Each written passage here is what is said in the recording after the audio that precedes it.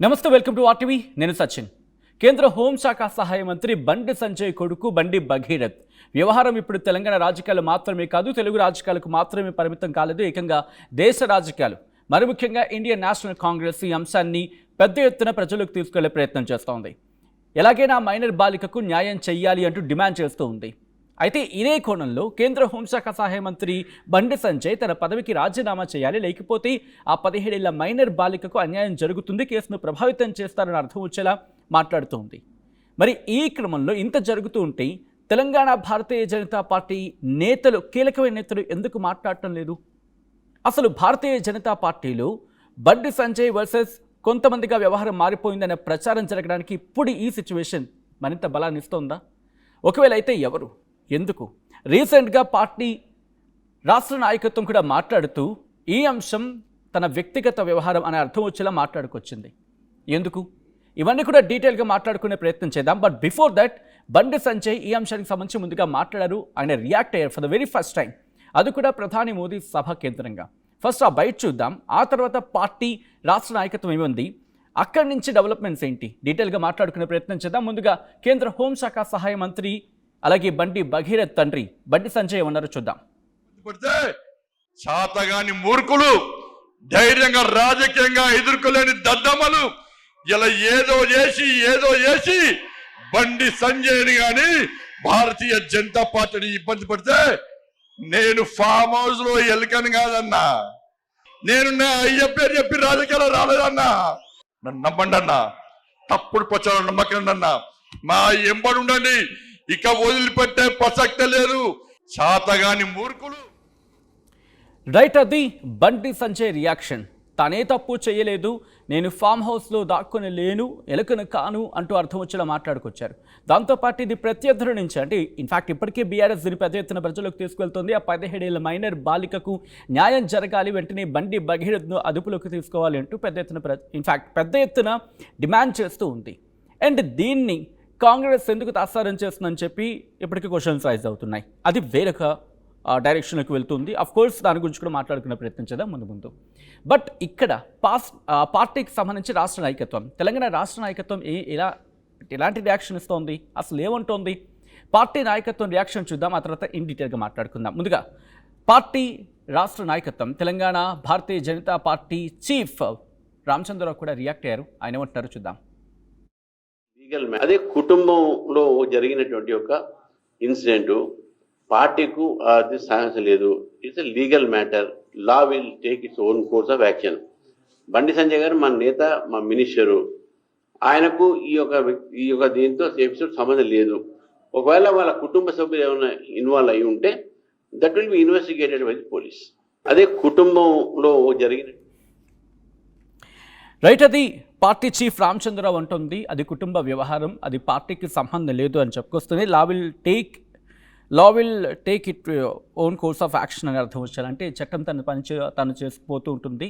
ఒకవేళ ఆ విషయంలో ఆయన కుటుంబ సభ్యులు ఎవరైనా ఇన్వాల్వ్ అయ్యి ఉంటే కనుక చట్టం తన పని తను చేసుకుపోతుందని అర్థం వచ్చేలా చెప్పుకొచ్చిందని, పార్టీకి అలాగే ఆ విషయానికి సంబంధం లేదు అని అర్థం వచ్చేలా తెలంగాణ భారతీయ జనతా పార్టీ చీఫ్ రామచంద్రరావు చెప్పుకొచ్చారు. ఇంతవరకు ఒక మాట వినిపించింది, ఓకే అది పార్టీ స్థానం అని అనుకోవచ్చు. బట్ పార్టీకి సంబంధించిన మిగిలిన కీలకమైన నాయకులు, మరి ముఖ్యంగా ఇప్పుడు జాతీయ స్థాయిలో ఇంత పెద్ద చర్చ జరుగుతూ ఉంటే ఎవరు రియాక్ట్ కావటం లేదు. వాళ్ళల్లో ఒక 5గురి పేర్లు ప్రస్తుతం వినిపిస్తున్నాయి. కిషన్ రెడ్డి ఎక్కడ రియాక్ట్ కాలేదు, అండ్ బండి సంజయ్ విషయంలో లక్ష్మణ్ ఎక్కడ రియాక్ట్ కాలేదు, ఆ తర్వాత రఘునందన్ రావు ఎక్కడ రియాక్ట్ కాలేదు, ధర్మపురి అరవింద్ రియాక్ట్ కాలేదు.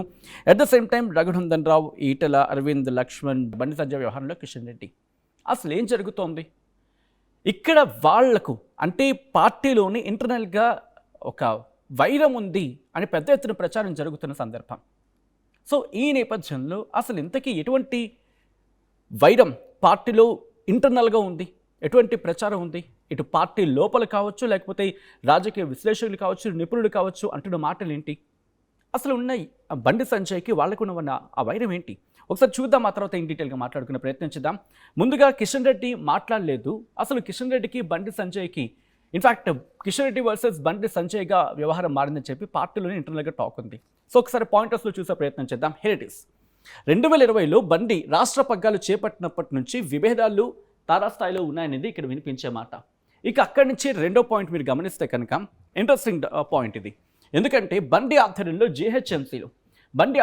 జీహెచ్ఎంసీలో 48 స్థానాలు గెలుపొందిన సందర్భం ఇటు భారతీయ జనతా పార్టీ. బట్ హైదరాబాద్లో అప్పుడు బండి ప్రభావం పెరిగినప్పటికీ కూడా తనను లెక్క చేయడం లేదని చెప్పి కిషన్ రెడ్డి ఆగ్రహంతో ఉన్నారు అనేది పార్టీలోనే ఇంటర్నల్గా జరిగే డిస్కషన్ ఇది.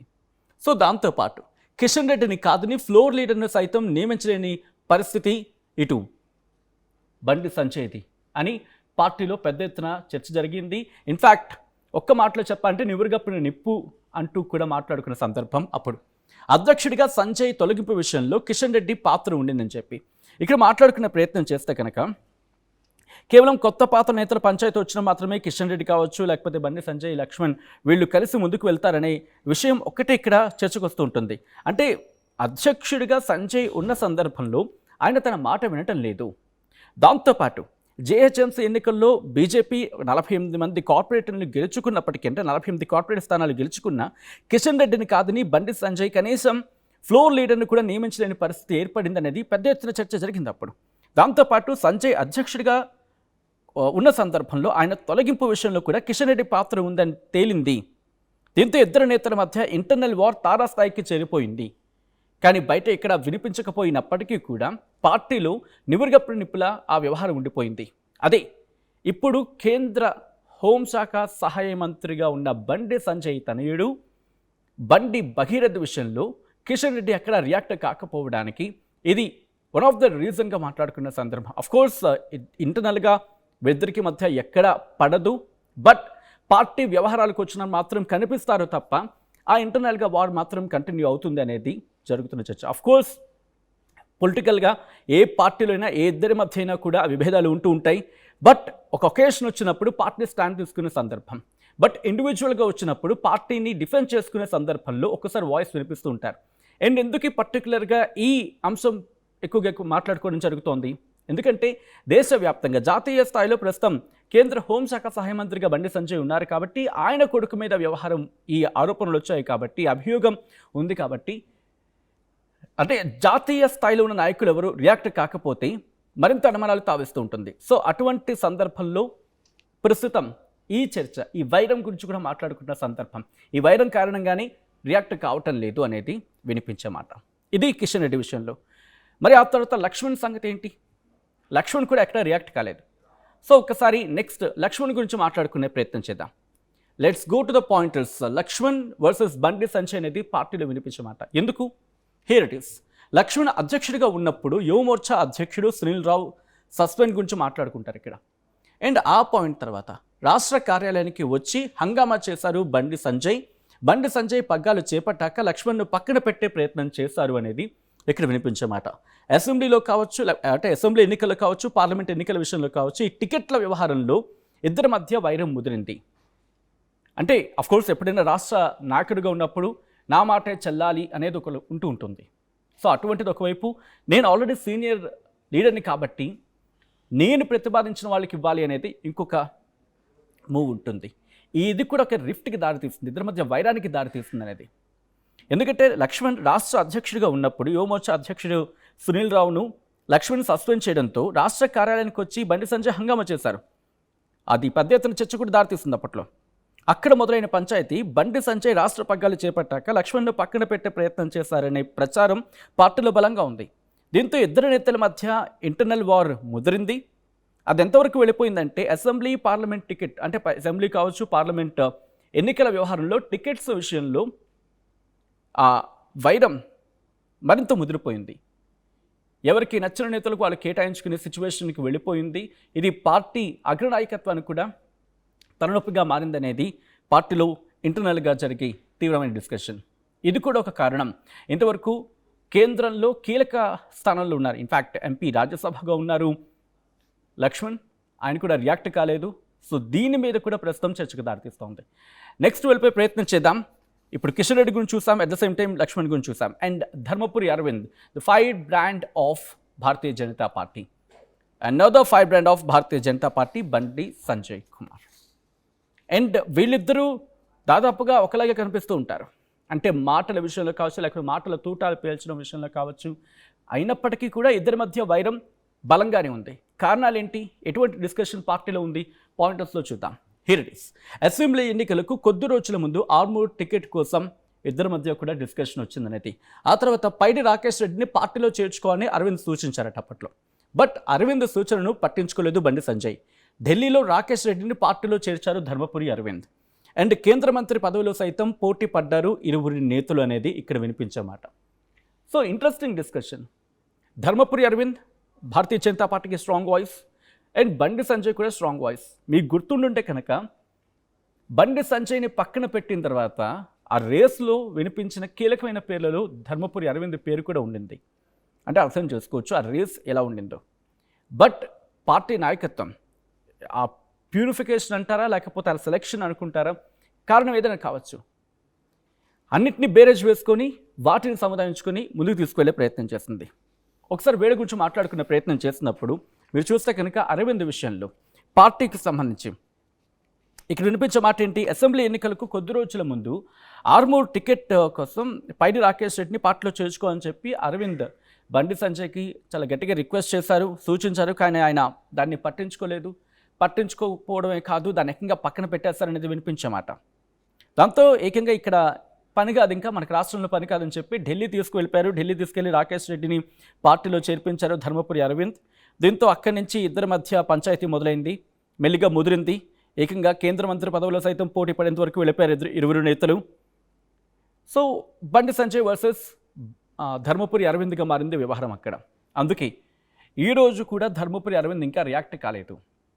అండ్ ఒకవేళ వస్తే కనుక నా పార్టీ స్టాండ్ పార్టీలో చెబుతాను అర్థం వచ్చేలా సోషల్ మీడియాలో ఒక ఆడియో చక్కలు కొడుతోంది. We cannot confirm that. But అఫీషియల్గా ధర్మపురి అరవింద్ స్టేట్మెంట్ అయితే మాత్రం ఇంకా ఇంట్రెస్టింగ్గా మారింది. ఇక ఎక్కడ కూడా ఆయన స్టేట్మెంట్ ఎక్కడ కనిపించలేదు. ఇది ధర్మపురి అరవింద్కి సంబంధించిన స్టేట్మెంట్. ఇక అక్కడి నుంచి బండి సంజయ్ వర్సెస్ రఘునందన్ రావు అని చెప్పి పార్టీలో ఎందుకు డిస్కషన్ ఉంటుంది చూద్దాం. బండి అధ్యక్షుడిగా ఉన్నప్పుడు ఫ్లోర్ లీడర్ ఆ స్థానాన్ని ఆశించారు రఘునందన్ రావు. ఫ్లోర్ లీడర్ రాకుండా అడ్డుపడ్డారని రఘునందన్ రావు అనుమానం వ్యక్తం చేస్తూ ఉంటారని చెప్పి పార్టీలో డిస్కషన్ జరుగుతూ ఉంటుంది. అండ్ రఘునందన్కు మెదక్ ఎంపీ టికెట్ రాకుండా బండి ప్రయత్నాలు చేశారనేది చాలా ఇంట్రెస్టింగ్ డిస్కషన్. అప్పట్లో అసలు ఎంపీ టికెట్ ఎవరికి వెళ్తుందా అనే క్వశ్చన్ మార్క్ కూడా ఉండింది. రఘునందన్ రావుకు కాకుండా తనకు సపోర్ట్గా ఉన్న వాళ్ళు లేకపోతే తనకు నచ్చిన వాళ్ళు కేటాయించేందుకు ప్రయత్నాలు జరిగాయి అనేది పెద్ద ఎత్తున చర్చ జరిగింది. సో అది బండి అధ్యక్షుడిగా ఉన్నప్పుడే ఫ్లోర్ లీడర్గా ఆ స్థానాన్ని ఆశించారు రఘునందన్. బట్ ఫ్లోర్ లీడర్గా రాకుండా అడ్డుపడ్డారని చెప్పి రఘునందన్ అనుమానం వ్యక్తం చేస్తున్నారు. రఘునందన్ మెదక్ ఎంపీ టికెట్ ఆశించారు, బట్ అది రాకుండా బండి సంజయ్ అడ్డుపడే ప్రయత్నం చేశారనేది ఇక్కడ వినిపించే మాట. సో దాంతోపాటు ప్రస్తుత ఎమ్మెల్సీ అంజిరెడ్డిని బండి ఎంకరేజ్ చేయడంతో రఘునందన్ వర్సెస్ బండిగా మారింది అక్కడ వ్యవహారం. కీలకమైన నేతలు ఒక్కొక్కరికి మధ్య విభేదాలు రావడంతో ప్రస్తుతం ఆ సిచ్యువేషన్ కాస్త తారాస్థాయికి వెళ్ళిపోయింది. అందుకే రఘునందన్ ఇప్పటివరకు కూడా ఈ విషయంలో ఎక్కడా రియాక్ట్ కాలేదు. సో దాంతోపాటు నెక్స్ట్ చూసే ప్రయత్నం చేద్దాం. లాస్ట్ బట్ నాట్ లీస్ట్, కరీంనగర్లో వీళ్ళిద్దరి మధ్య ఉప్పు నిప్పు అనుకున్న వ్యవహారం కాస్త ఇప్పుడు బహిరంగంగా మాటల తూటాలు పేల్చుకునేంత వరకు వెళ్ళిపోయింది. ఈ పాటికి మీకు అర్థమైపోయి ఉంటుంది ఎవరు. ఈటల రాజేందర్ వర్సెస్ బండి సంజయ్. బహుశా ప్రత్యేకంగా చెప్పక్కర్లేదు వీళ్ళిద్దరి మధ్య వైరం గురించి. గత కొద్ది రోజులుగా పార్టీ వ్యవహారాల విషయంలో మరి ముఖ్యంగా కరీంనగర్ అడ్డాలో అడుగు పెడితే క్లియర్గా అర్థమవుతుంది అక్కడ పరిస్థితి ఏంటనేది. మాటల తూటాలు పేలుతూ ఉన్నాయి, అగ్గిల మీద గుగ్గిలం అవుతూ ఉంటారు. పేరు వినిపిస్తే చాలా అగ్గిల మీద గుగ్గిలం అయిపోయే పరిస్థితిలో ఉంటుంది కరీంనగర్లో. అటువంటిది వీళ్ళ వైరం ఎక్కడ ప్రారంభమైంది, ఎక్కడ ముదిరింది అనేది ఒకసారి క్లుప్తంగా పాయింటర్స్ రూపంలో చూసే ప్రయత్నం చేద్దాం. Here it is. బండి అధ్యక్షుడిగా ఉన్నప్పుడే బీజేపీలోకి చేరుకున్నారు, అంటే బీజేపీలోకి జాయిన్ అవ్వడం జరిగింది ఈటల రాజేందర్. ఉమ్మడి కరీంనగర్ జిల్లా రాజకీయాలు ఆధిపత్య పోరు ఇక్కడ వినిపిస్తూ ఉంటుంది.